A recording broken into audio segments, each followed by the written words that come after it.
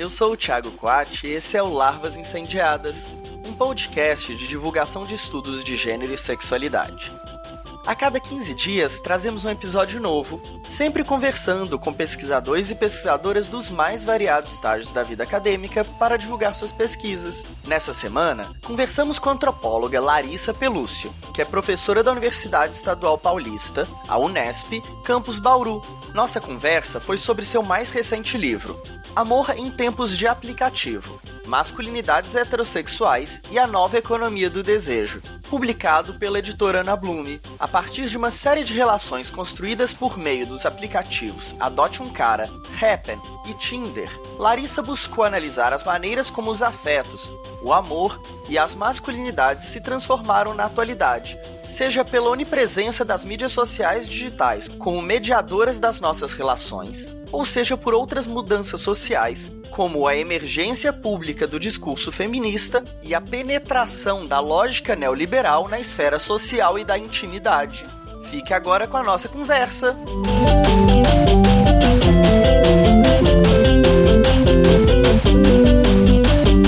Eu sou Larissa Pelúcio, professora de antropologia aqui na Unesp de Bauru, dou aula para vários cursos, em ciências sociais na UFSCar. Comecei com 32 anos, eu gosto de dar esse dado, digamos assim, e fazendo de carreirinha, né? O mestrado, o doutorado, tudo na UFSCar. E depois eu fiz um pós-doutorado na Unicamp, trabalhando com o mercado do sexo, na tríade de gênero, sexualidade e saúde, né? Pesquisando modelo preventivo de AIDS e de travestis que se prostituem. E antes, no mestrado, eu trabalhei com as ONGs AIDS na relação com o Estado.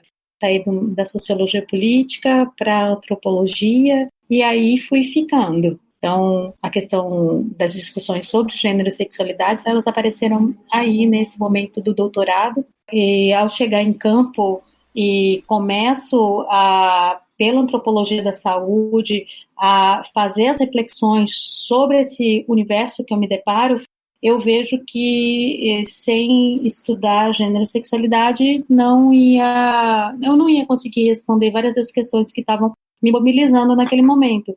Então, foi assim que o meu doutorado deu uma superguinada, não que a antropologia da saúde tenha sumido no meu horizonte de forma alguma, mas gênero e sexualidade foram entrando, e daí foi um momento também que as discussões vindas da teoria queer começaram a reverberar mais aqui no Brasil, e para mim foi assim uma paixão muito grande, sabe? Encontrar com os textos da Butler, foi o Richard Miskolci que me apresentou primeiro a Butler, foi uma paixão, e eu já até escrevi sobre isso, dizendo que como toda paixão, me virou do avesso, assim, né? Me mobilizou muito. E aí eu engatei, vamos dizer, nessa estrada, e esse tripé que antes era gênero, sexualidade e saúde, depois que eu ingressei aqui na Unesp de Bauru, em 2010, ele mudou um pouco. Ficou gênero, sexualidade e mídias contemporâneas, sobretudo esse universo das mídias digitais, das redes sociais digitais, dos aplicativos, porque quando eu cheguei aqui na Unesp, aqui não tem ciências sociais no campus que eu estou, né? Eu dou aula para outros cursos, dou aula de antropologia para o design, para educação física, agora não tenho dado mais muito aula para educação física, mas para rádio e televisão, para psicologia, e muitas estudantes da área de comunicação, que é uma área que o meu departamento, que é Ciências Humanas, é bem ligado, passaram a me procurar. Parecia assim que tinha, sabe, essa linguagem de mercado, uma demanda reprimida. As pessoas estavam com muita vontade de fazer discussões sobre gênero e sexualidade, e eu recebi muito isso dos estudantes, das estudantes mesmo. E como veio muito desse campo da comunicação, eu fui também pensando mais em me voltar para esse ambiente, poder criar um diálogo maior com o meu departamento, com os outros departamentos com os quais a gente tem grande proximidade, e mesmo dando muita aula para o curso de psicologia, a questão das comunicações digitais passaram também a ser uma demanda desses estudantes, né? E os aplicativos de pegação, como é que eles entraram nisso? Foi também uma demanda dos estudantes? Foi uma demanda sua? Como é que você chegou a se interessar por isso? Olha, foi muito engraçado porque, na verdade, foi uma aluna mesmo. Mas o que veio antes dos aplicativos, até porque, se a gente for pensar retrospectivamente, eles ganham mais fôlego depois que o Tinder chega no Brasil. Então, estou falando ainda de 2010, o Tinder tá para chegar. Mas a gente ainda estava com menos portabilidade. Parece que foi ontem, mas já faz 10 anos, né? A gente tinha menos portabilidade, a conectividade não era tão permanente como é nesse momento, e os aplicativos, os de pegação, eles não tinham as mesmas características que eles passam a ter na sequência, né? Mas uma aluna da psicologia, ela chama Mariana Servi, ela veio conversar comigo no interesse de pesquisa sobre conjugalidades. E aí a gente conversando sobre conjugalidades, ela comentou sobre esse site, um site canadense chamado Ashley Madison. O site não existe mais, né? Ele chegou no Brasil investindo pesado em propaganda, conseguiu gerar pauta, não sei se comprava, né, essas pautas, não consegui, não era também meu interesse de pesquisa saber disso, mas esse site oferecia relações extraconjugais para pessoas que gostariam de continuar casadas. O slogan era, em português, a vida é curta, curta um caso. Gente, eu adorei isso. Eu ri muito quando eu li. Pena que não dava certo, né? Não deu muito certo. O site tinha muito sucesso no Canadá, de sucesso em outros países, mas chegou aqui no Brasil, ele não decola da maneira como se esperou, né? Ou se esperava. Pelo menos o manager do site aqui no Brasil deu várias entrevistas e tal. Mas tinha uma sacada sociológica bem interessante, né? De que realmente as pessoas tinham relações conjugais, elas ainda se sentiam muito jovens e vivas, mesmo estando com 40 e tanto, 50 e tanto, tinham uma solidez e uma segurança estabelecida nesse vínculo matrimonial, mas para os homens, o casamento, isso foi uma conclusão que eu tirei lá no fim da pesquisa, né? Os emascula, porque toda essa pedagogização das emoções para a masculinidade, ela precisava ser represada, entende? Lidar com os excessos, beba muito, transe muito, seja um pegador, se tornar o pai de família ou provedor dentro desse modelo, vamos dizer, hegemônico de masculinidade, é também abdicar desses outros elementos que são também cultuados e estimulados como próprios de um homem de verdade, né? E muitos caras, os caras que assim se fidelizaram, vamos dizer, à minha pesquisa, né? Os infiéis, entre aspas, porque eles jamais se denominaram como infiéis, tinham um perfil socioeconômico bastante semelhante, eram homens da classe média profissional. Grande parte da pesquisa se deu por e-mail, foi até uma surpresa para mim. No doutorado, trabalhei muito com MSN e com Orkut, momento de falar dos falecidos, né? Houve uma dinâmica de transformação muito grande nas plataformas, né? Então, para chegar aos clientes das travestis, eu usei o Orkut, tinha esse fluxo on-off muito intenso durante essa pesquisa. E eu achei que, com Ashley Madison, o MSN também ia ser legal. O MSN ainda estava vivo nesta época. E não era. A sincronicidade não tinha nada a ver com esse público, entende? Porque eu estava lidando, tudo bem, também estava lidando com um segredo, como no caso dos clientes de travestis, mas era uma outra organização ali do cotidiano, dos afetos, das buscas, e mesmo um novo momento das mídias digitais, que a sincronicidade não era interessante para esses homens.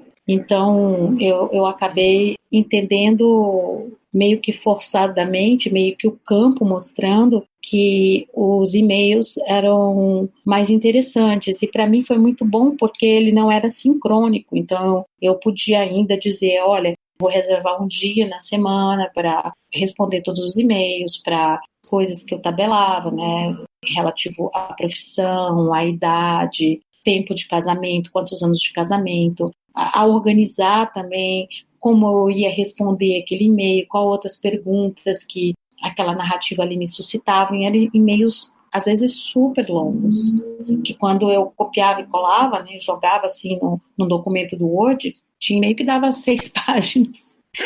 Então, é uma outra narrativa também que não cabia na janela do MSN, né? E eu terminei essa pesquisa ainda antes do site colapsar, porque o site foi invadido nos Estados Unidos por hackers, né? Uma publicização do nome de vários usuários, inclusive publicizando o número de cartão de crédito. No Brasil, o site também teve muitos problemas, inclusive denúncias de que ele usava de expedientes pouco éticos.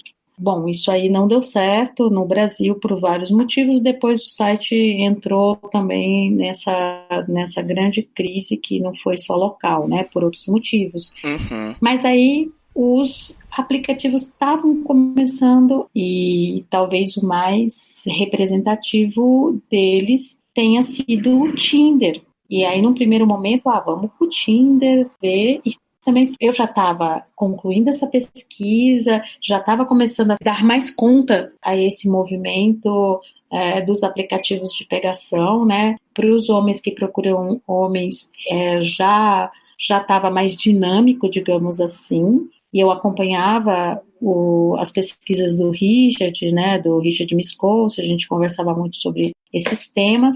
E aí, um dia, eu estava no Facebook, né, num tempo que o Facebook era um território menos inóspito e menos hostil, e eu gostava muito do Facebook, e aí tinha uma postagem de uma aluna minha, que depois se tornou minha orientanda, que dizia assim: entrei pro Tinder, julguem-me. E aí, na hora, eu mandei uma mensagem para ela, né? Falei, cara, vamos conversar sobre isso, vamos fazer uma pesquisa sobre isso. Eu tô super interessada nessas dinâmicas das relações construídas a partir desses ambientes. E aí a gente fez um desenho de pesquisa completamente ousado, porque a gente queria fazer numa dimensão comparativa geracional e também geolocalizada, mas também tinha uma comparação aí entre uma cidade de médio porte, que seria Bauru, e São Paulo, uma cidade de grande porte, porque ela também tinha família em São Paulo e podia fazer esses deslocamentos. E no fim a gente viu que era uma loucura. Mas nós chegamos inclusive a escrever um texto, publicamos, apresentamos em evento, mas logo ela se formou. E aí não tinha como eu seguir dentro daquele desenho sem uma outra pessoa que se propusesse a fazer o que ela estava fazendo antes, né? E que dava esse comparativo geracional.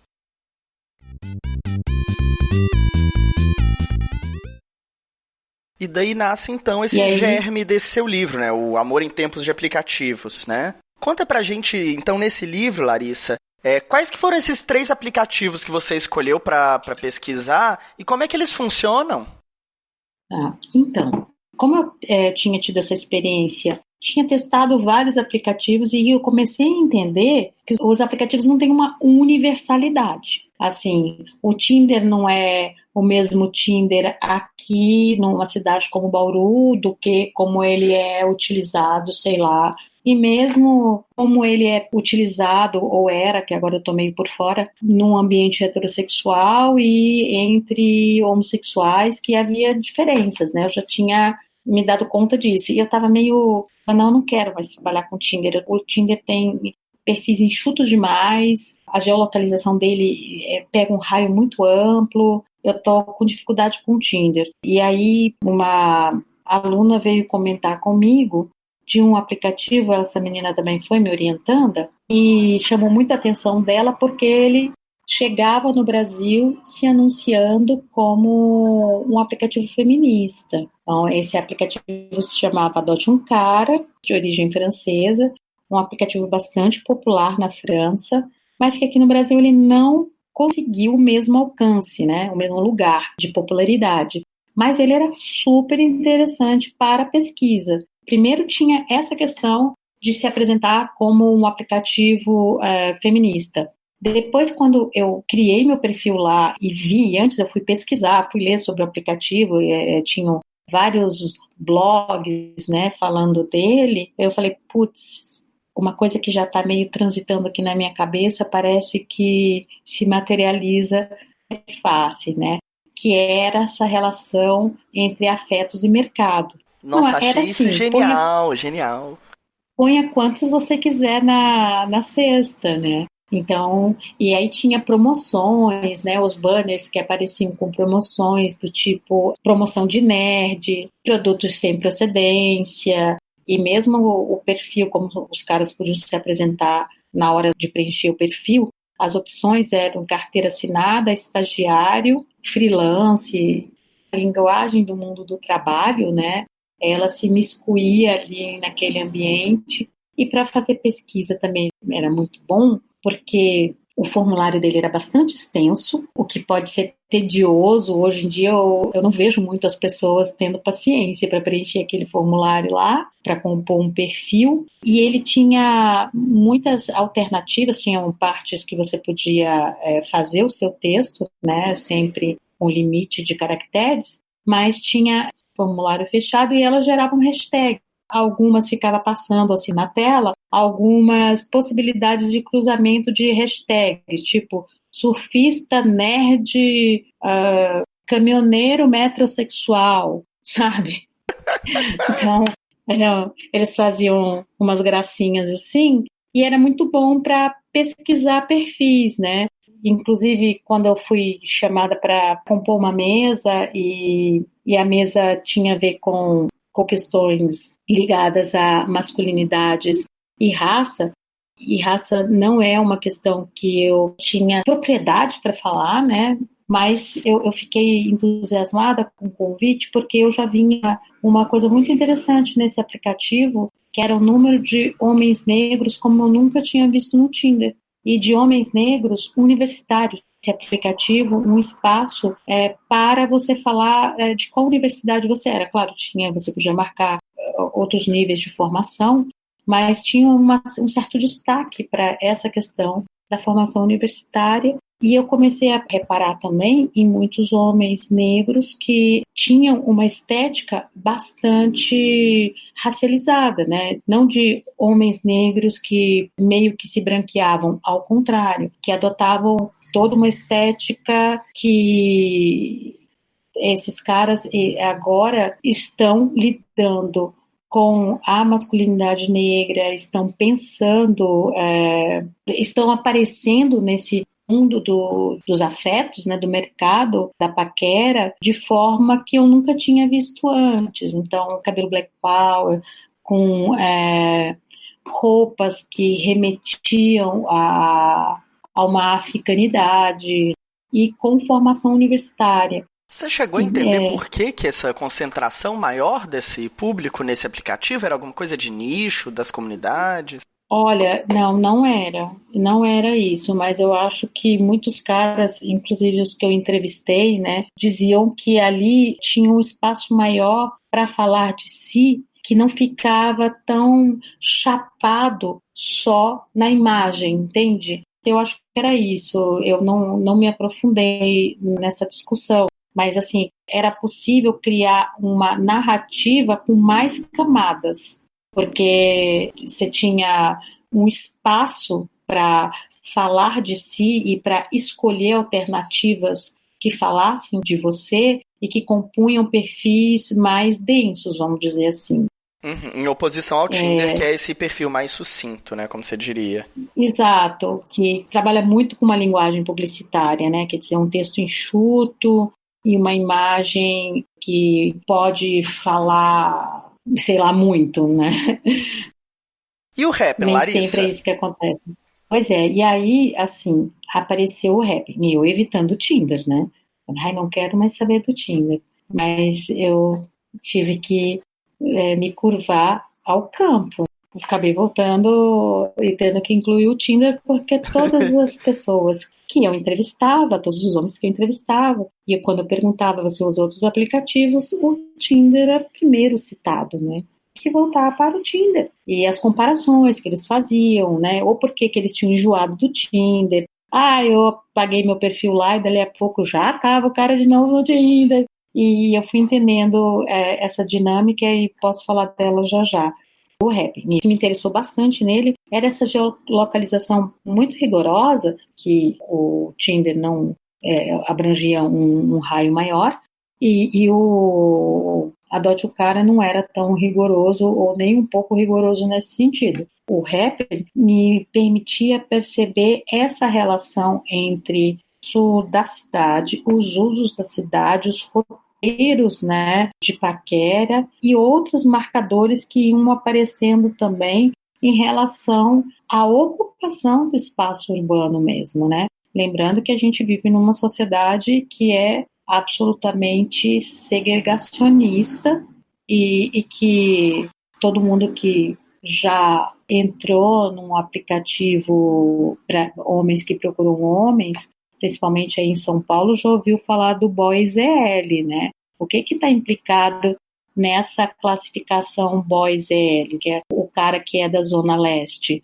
A gente está falando de um bairro, de uma geografia, ou a gente está falando de classe? A gente está falando de estilo, a gente está falando de marcas geracionais também, né? E como isso era um atributo desqualificador. Então, de repente, o Happn te colocava em contato com pessoas que frequentavam os mesmos lugares que você. Isso pode ser interpretado como, olha, o offline está ao alcance de poucos metros, o que também pode ser apavorante para muitas pessoas, que não queriam isso tão perto, porque, peraí, não, calma, vamos dar um tempo, vamos teclar mais, né? Antes de já se trombar num café, ou na esquina, ou no corredor do escritório, ou como aconteceu comigo no elevador do prédio.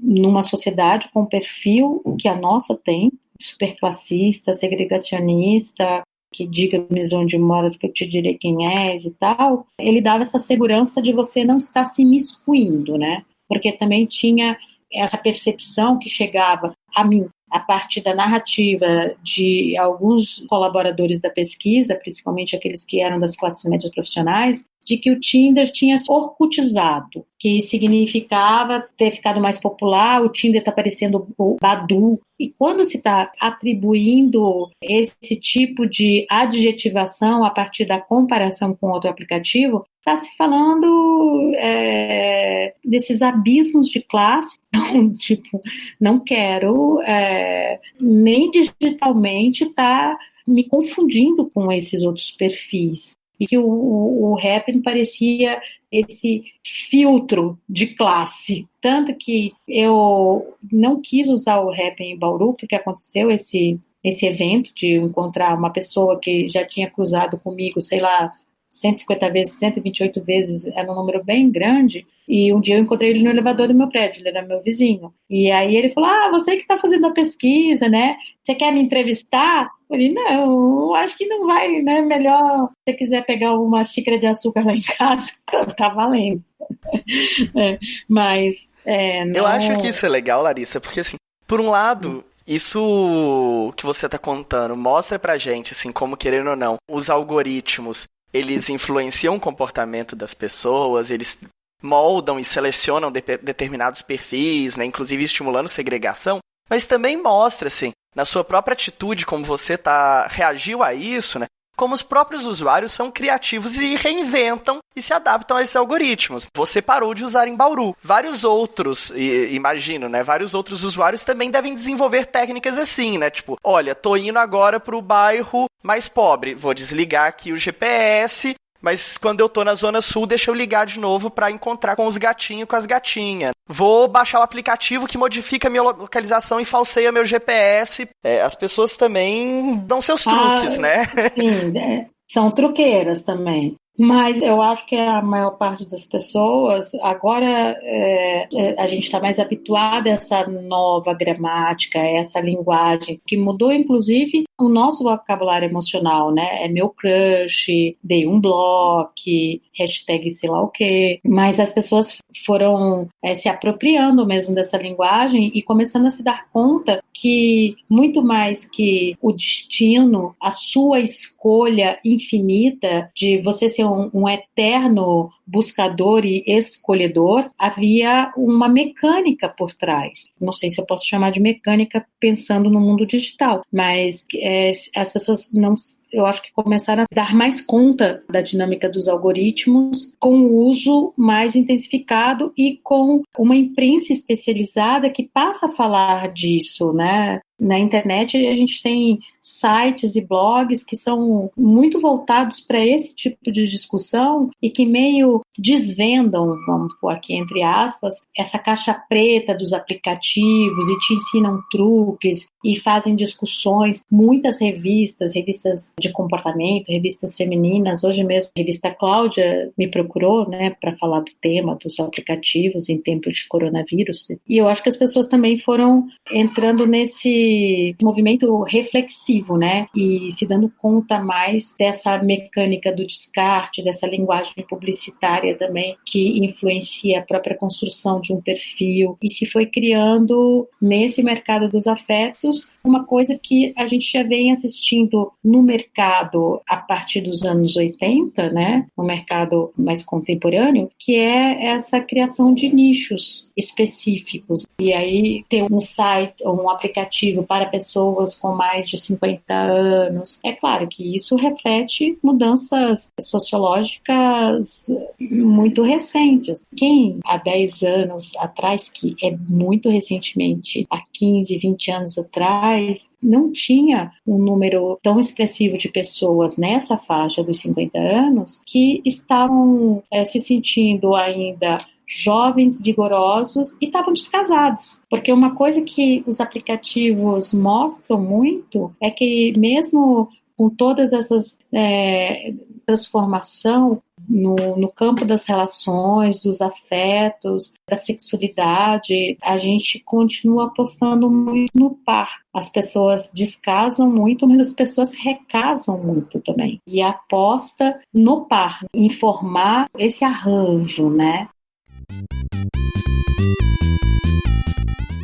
Uma das passagens do seu livro que eu achei muito interessante, assim, e que me despertou, eu acho que tem a ver um pouco com isso que você está falando, não tanto com essa questão do par, mas com essa criação desse nicho de mercado dos coaches dos aplicativos e de como diferentes grupos de homens, talvez seja aí um corte geracional, mas não só geracional, se adaptaram melhor aos aplicativos, não só de saber utilizá-los, mas também, assim, de desejar o desejo do aplicativo. Sim. Aquela passagem ali que você conta um pouco de um tio e de um sobrinho, que aí o sobrinho pega e instala o aplicativo pro tio, e aí o tio começa a falar assim, mas eu não sei, assim, e o não sei dele não é não sei usar, eu não sei se é isso que eu quero. Exatamente. Eu não sei, ele falou, não dou conta de administrar tantas mulheres assim, né? E, na verdade, eu não dou conta de lidar com tantos afetos, com tantas demandas, com que tudo isso vai despertar em mim, né? Um deles, né, comenta isso, que com essa história, que nem foi uma história que chegou a mim logo no começo da pesquisa, mas como a narrativa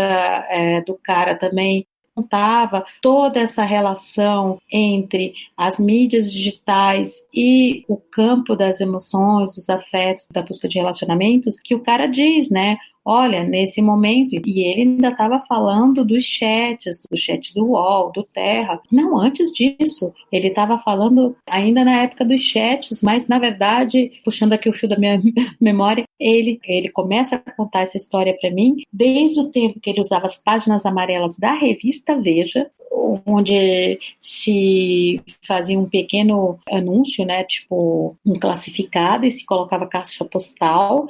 Depois, quando ele começa a usar as linhas, né, telefônicas para fazer contatos de amigos, de namoro, de amizades e busca de sexo, etc. E é nesse momento que o volume é grande de pessoas e de mulheres que ele começa a conhecer, e isso depois vai se tornar ainda mais, crescer exponencialmente com os chats, né, do UOL, do Terra, que ele cria uma tabela no Excel para organizar essas mulheres. E ele se orgulha muito, né, de ter sido um grande empreendedor, porque ele diz, olha, o que deu certo comigo?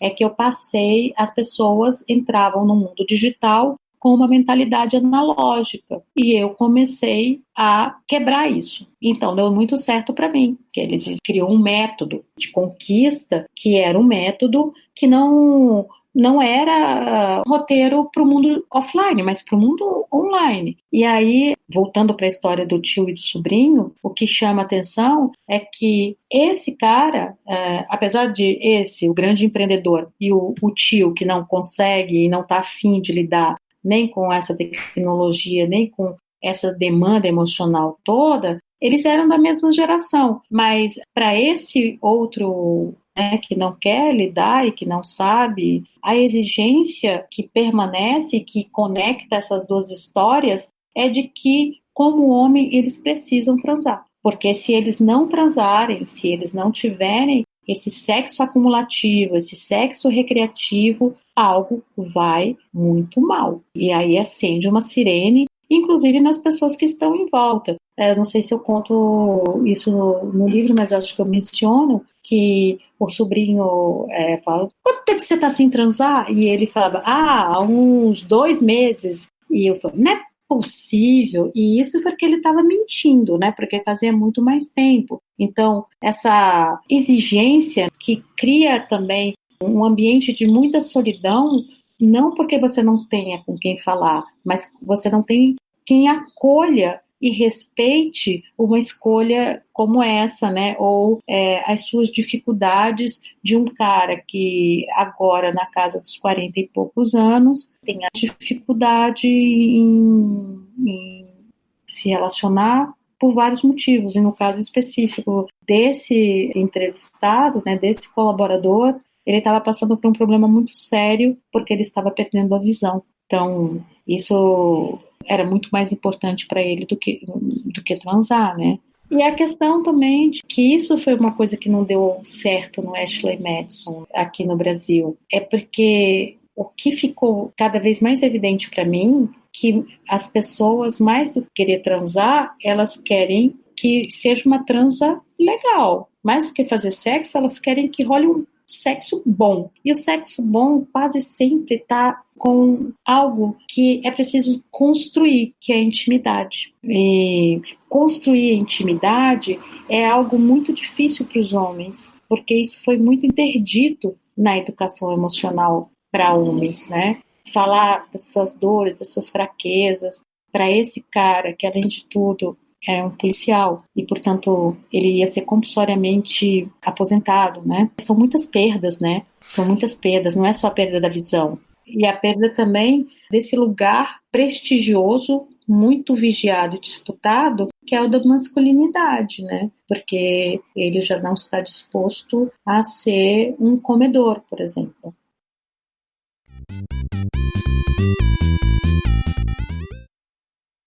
Eu queria pegar um gancho nessa perda da masculinidade, nisso que você vai apresentando pra gente, dessa socialização masculina que muitas vezes não é treinada a ter uma gramática para falar sobre os sentimentos, para falar sobre si, para falar sobre a intimidade, muitas vezes, e puxar o outro fio da sua análise, que eu acho que atravessa também, é um dos eixos, não só analítico, mas um dos eixos de mudança também, que vem tensionando o masculino e também o feminino, que é o feminismo, né? Ele aparece do início ao fim aí do seu livro, como tensionando e reconfigurando essas relações. Conta um pouquinho pra gente como é que isso apareceu na sua pesquisa.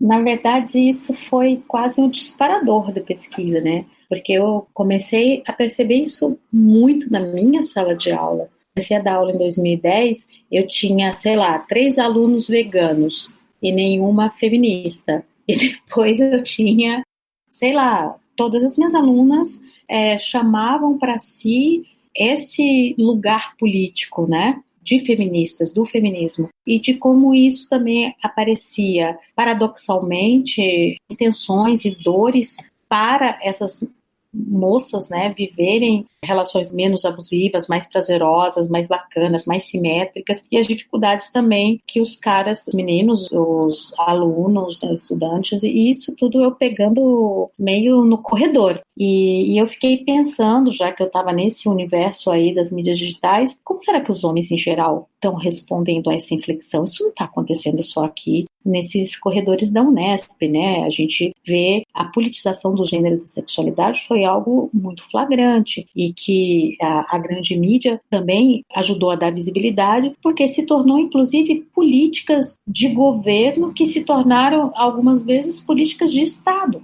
A gente teve secretarias especiais voltadas para a questão da mulher, para as questões de raça. As questões identitárias ganharam muito relevo nas primeiras décadas desse milênio aqui no Brasil. Isso acaba reverberando nos comportamentos, isso, é claro, pauta a grande imprensa, isso aparece nos produtos culturais, isso aparece até na publicidade mesmo, né? E fiquei instigada a pensar, não, isso está acontecendo, como que os homens, né, de outras faixas etárias estão lidando com isso? Por isso que eu fui atrás dos aplicativos também. Essa foi uma das questões que me coçou, assim, a veinha investigativa. E aí já tinha essa questão em mente também, porque, paralelo a isso que eu observava na sala de aula e ali nos corredores, no Ashley Madison, ali naquela outra pesquisa, também começava a aparecer nas narrativas longas dos e-mails dos colaboradores daquela pesquisa lá. E era um tipo de desabafo, digamos assim, um pouco frustrado, de que aquelas mulheres com as quais eles sonhavam encontrar nas relações extraconjugais frustravam muitas expectativas e frustravam justamente porque não eram as mulheres que eles conheceram antes de se casarem há 15 anos atrás. Eles já tinham 15 anos, 16 anos, né? A média era 13 anos e 6 meses de casamento. Para usar a linguagem até mesmo que eles acionavam, quando eles saíram do mercado, era um outro perfil de mulher. E as mulheres que eles estavam lidando, só o fato delas estarem num site como Ashley Madison, já era evidente que elas tinham uma outra relação com a sua sexualidade, uma outra relação com o seu corpo, com as percepções do feminino. E os caras não estavam dando conta. E aí, atribuir a culpa, vamos dizer assim, à mulher foi um exercício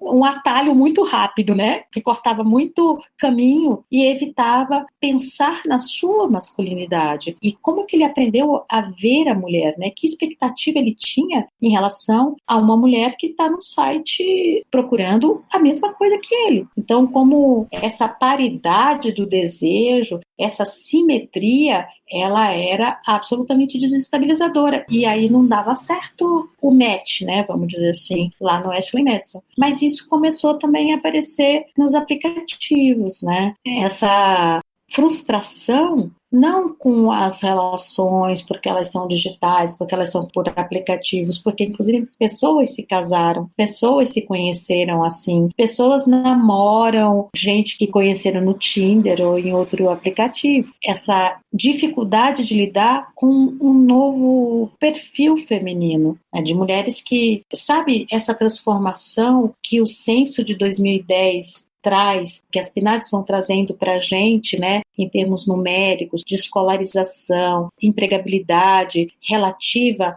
ao perfil socioeconômico das mulheres, ela é real. Não são só dados estatísticos, essas pessoas estavam ali no aplicativo, de repente, sabe? É real e recalibra o desejo das pessoas, né? E ao mesmo tempo não é tanto, né? Porque de repente não era só na relação da busca por uma parceira, se fosse para transar, fosse para namorar, mas era também uma convocação à reflexão sobre a masculinidade, a desnaturalização de alguns comportamentos, um novo vocabulário para nomear ações, atitudes que eram toleradas pelas mulheres e que agora ganhavam nomes e nomes que podiam ganhar, inclusive, uma espessura jurídica, né, tipo assédio, abuso, e depois a gente chega em 2015 com um nome de feminicídio também, né, para um crime que já acontecia há muito tempo. Então, esses caras se viram muito desafiados por mulheres que os questionavam nas suas ações, na sua forma de interpelação,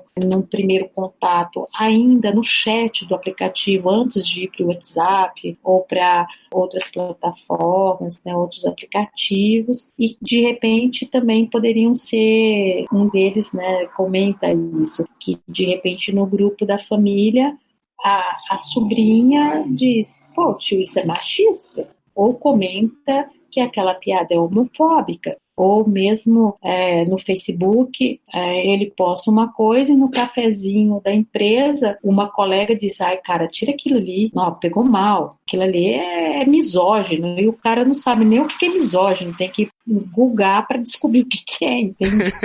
Porque...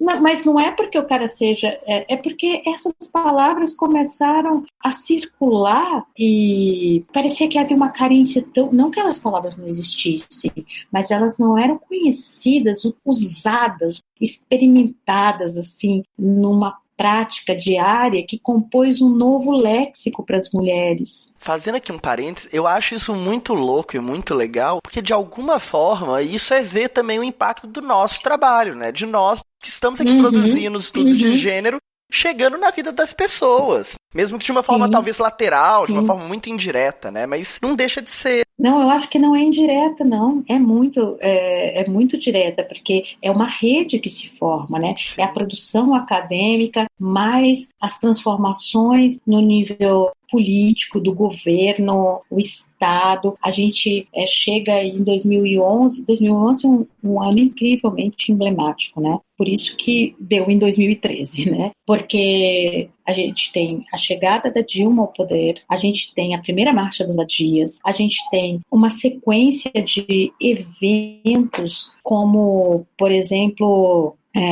a formação da SECADI, que é a secretaria, agora para eu lembrar toda a sigla da SECADI, só googlando, amigo.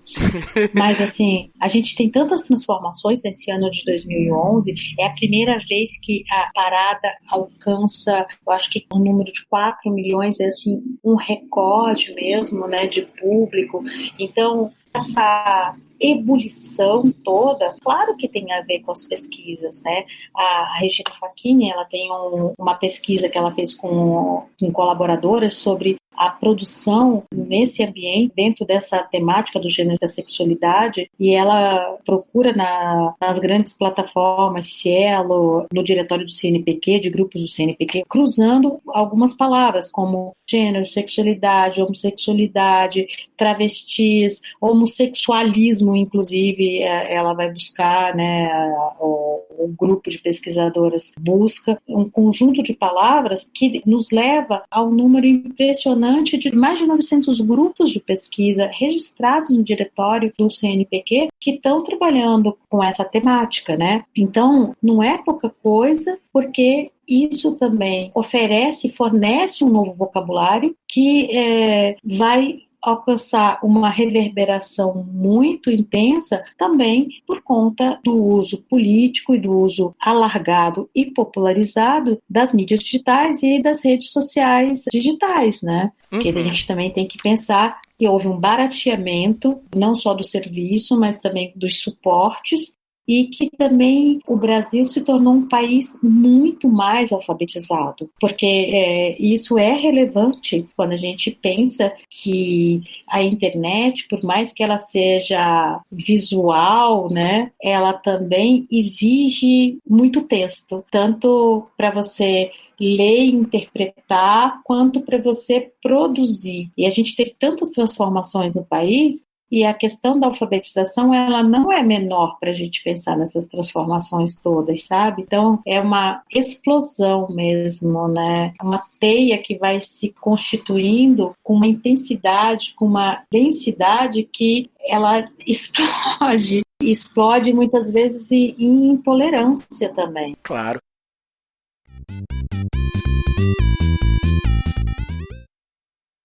E voltando aqui ao seu livro, Larissa, até agora a gente conversou um pouquinho desses reflexos e dessas reconfigurações da masculinidade.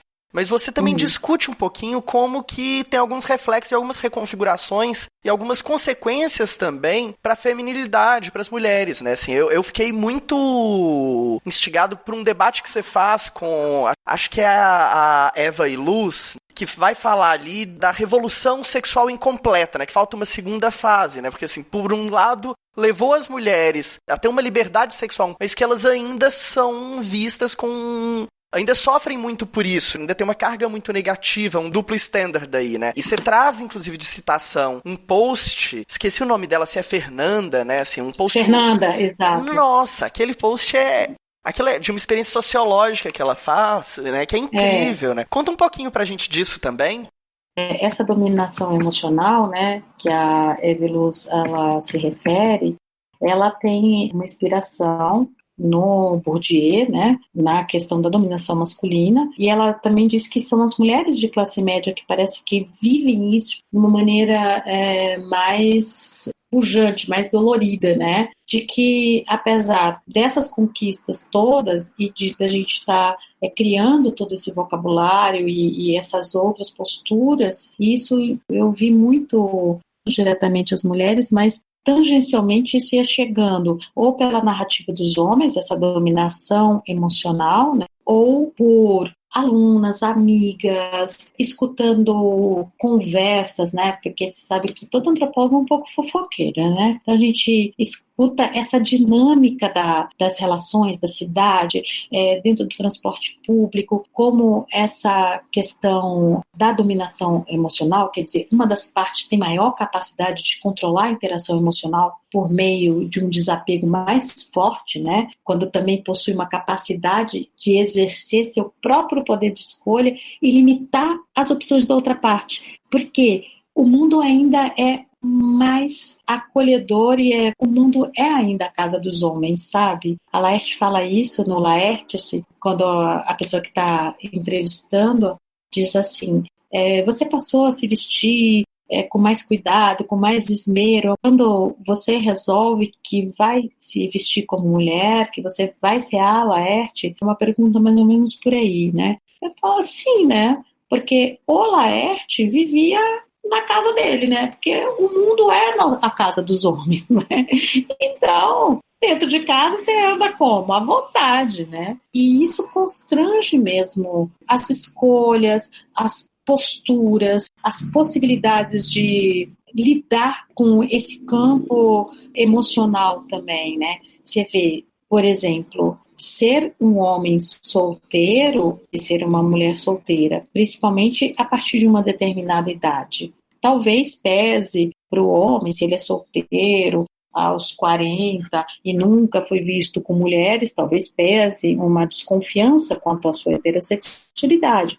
Mas se ele está solteiro, com 40 anos, tem um comportamento de adolescente, é sexo recreativo, acumulativo, ele é condecorado, meu amigo. Tem um pôster dele em cada quarto. Ele é um modelo. E isso a gente não tem ainda. Mesmo a ideia de que há uma conquista do espaço público por parte das mulheres, nós sabemos o quanto ela ainda não se deu de verdade, como é quase falaciosa, né? Tá aí documentários como Chega de Fio-Fio, toda uma campanha em torno disso, a questão das denúncias de assédio e mesmo o desconforto que muitas vezes a gente passa em fruir do espaço público com segurança e tranquilidade. Quantas mulheres, mesmo estando muito afim de tomar uma cervejinha ali na esquina e tal, não vão fazer isso, porque sabem do desprazer que este pequeno prazer pode trazer e de como esses códigos ainda são tão embaralhados que a culpa vai recair sobre você, do tipo, o cara que te paga um drink, que manda o garçom trazer o drink para você, olha que coisa antiga. Mas não, ainda acontece, né? E aí, se você recusa, você é indelicada, você não entendeu, era só uma gentileza. E se você aceita, né? Você sabe a roubada que você pode ter se metido.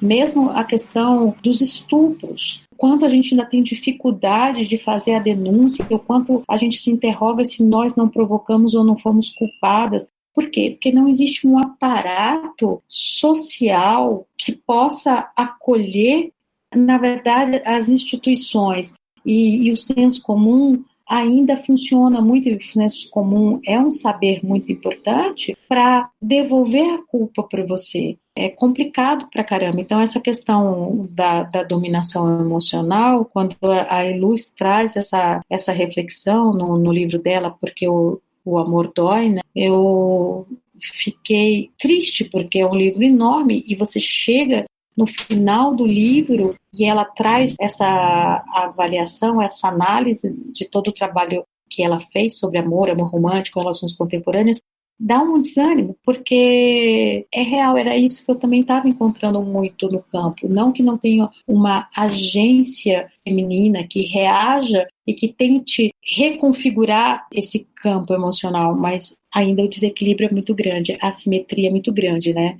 Ainda que em termos de revolução sexual, talvez as mulheres tenham sido muito mais pioneiras, né? Porque reivindicamos o orgasmo, porque reivindicamos a propriedade do nosso corpo e politizamos tudo isso de uma forma muito potente, muito transformadora. A gente precisa trazer os homens também para viver essa revolução com a gente, né? E a resistência foi tão grande, ou no poder, em vários lugares do mundo, expressivamente nos Estados Unidos e no Brasil, homens que são a recusa disso tudo, que são praticamente vingadores do passado, né?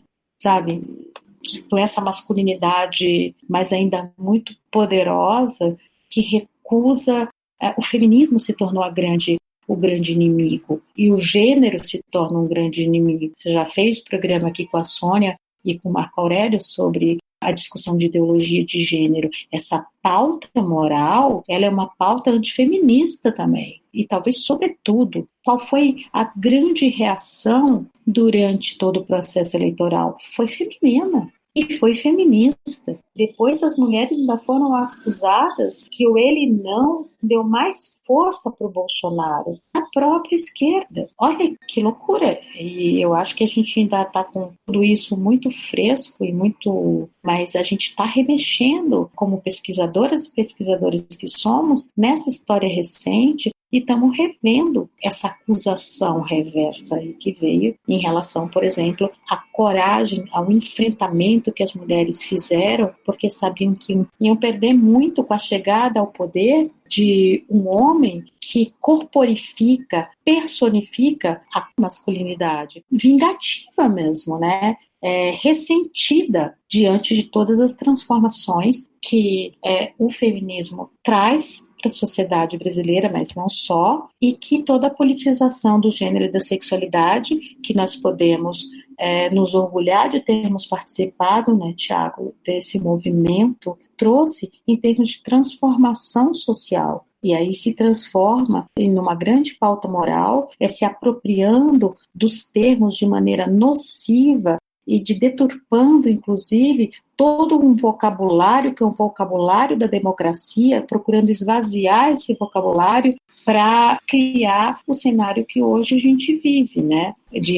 A partir do ataque à ciência, a uma postura anti-intelectualista, de menosprezar todo o esforço, por exemplo, da ciência política em definir o que é ditadura, o que é democracia, o que é comunismo. Esse vocabulário foi esvaziado como estratégia, não é só uma burrice, ainda que sim, é uma burrice também. Então, eu acabo toda essa história sobre encontros, amor, relações, masculinidades, esse cenário, porque é assim que acaba a minha pesquisa, com as pessoas entrando nos aplicativos e não mais perguntando o que você quer, o que você está procurando, mas em quem você votou. Eu recebi ofensas, né, de caras que, assim, claramente deram... porque eu curtia os perfis, não porque eu estava afim de namorar com aquele cara, eu achava aquele bonitinho, né? Eu tinha uma metodologia para escolher os perfis, então como que eu ia, dentro do desenho de pesquisa que eu fiz, fazendo escolhas. Então eu dava likes a partir desse desenho de pesquisa. Então, como esses caras também pareciam que estavam dando match em mim, só para ter a oportunidade de me xingar uma vez que seja no chat mesmo do aplicativo, né? De petista suja, eu não sei onde eles viam um no meu perfil de pesquisadora, mas como esses códigos ficaram associados, criaram assim, outras interpretações que passaram a ser descritores que autorizavam, que entravam nesse campo dos encontros, do amor, dos afetos, do sexo, né? Então, como o feminismo, com toda a sua potência política, ele também esse universo digital e passa a orientar grandemente, né, as escolhas e até mesmo a modulação dos perfis a partir de determinadas hashtags, a partir da utilização pensada de alguns filtros, até da indumentária mesmo, para já comunicar de maneira imediata qual é o meu lugar ideológico e, portanto, criar essa barreira, né, e esse filtro, melhor dizendo, que repele um outro que tem o menor interesse de conhecer, porque, principalmente se tratando de uma mulher que se diz feminista, não presta. Mas o contrário também acontecia, né? Um homem que diz que não foi golpe é um homem machista, com certeza. Um homem perigoso, violento, com quem eu não tenho o menor interesse de me relacionar.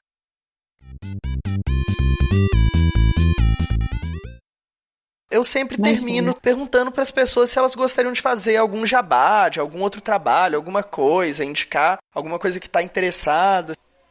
Eu tenho uma coisa assim. Então fala, indica. O que você quer indicar? Eu queria, sim, na verdade eu estou muito na onda dos podcasts, né? Então, nessa podosfera, eu queria indicar... Eu tô com muito carinho com eles. Um é Elas Pesquisam, que é uma produção super bacana de duas pesquisadoras do Ceará, a Eliana Coelho e a Cláudia Costa. Então, super vale a pena. É um trabalho incrível. E também o Mundaréu está aí também no universo da antropologia.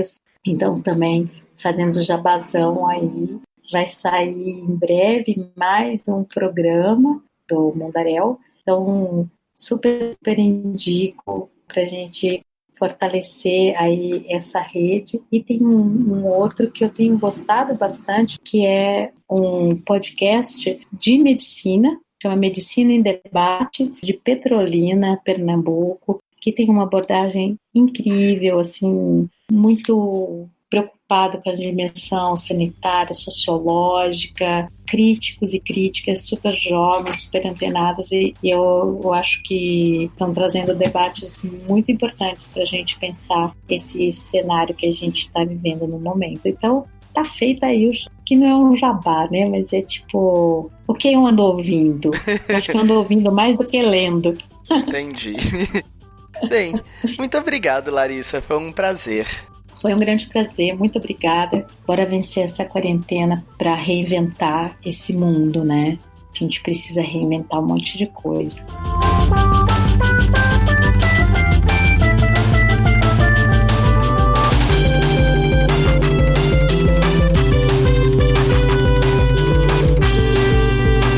Esse foi o Larvas Incendiadas, um podcast de divulgação de estudos de gênero e de sexualidade. Se você gostou desse nosso episódio, manda um feedback no Twitter, no Facebook, no Instagram ou outra rede social. Considere também nos apoiar financeiramente pelo apoia.se/incendiadas. Você pode apoiar com doações mensais a partir de R$1. Como você já deve saber, o Larvas faz parte do portal Desaprender, uma rede que agrega diversos podcasts sobre educação. Não deixe de conferir o nosso portal e os podcasts parceiros. Todos nós estamos disponíveis em todas as principais plataformas de podcast. Compartilhe com amigos e amigas e até o nosso próximo episódio.